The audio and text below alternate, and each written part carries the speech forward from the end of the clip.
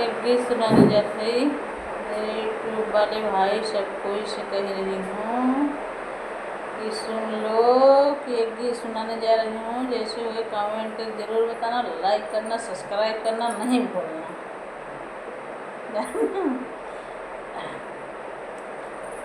हमरे रउआदार झूलनी हेराई गइली ना, हमरे रउआदार झूलनी हेराई गइली ना।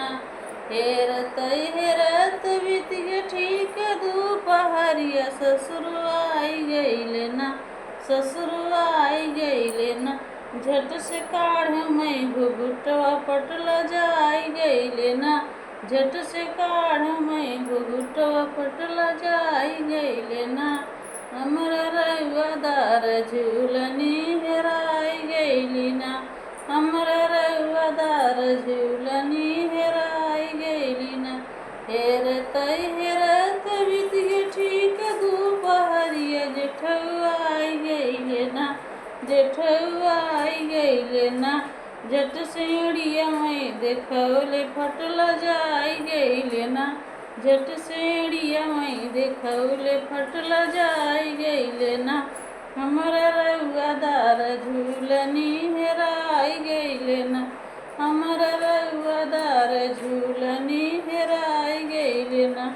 हेरत हेरत बीत गे ठीक दुपहरिया, देवरुआ आई गइले ना, देवरुआ आई गइले ना। फट से हुचवा में चलौले झटला जाई गइले ना, फट से हुचवा में चलौले झटला जाई गइले ना। मोर रउआदार झूलनी हेराई गइले ना, मोर रउआदार झूलनी हेराई गइले ना। हेरत हेरत बीत गे ठीक दुपहरिया, रजउआ आई गइले ना, सैया आई गइले ना। झट से सेजिया में लेटौले फटला जाई गइले ना, झट से सेजिया में लेटौले फटला जाई गइले ना।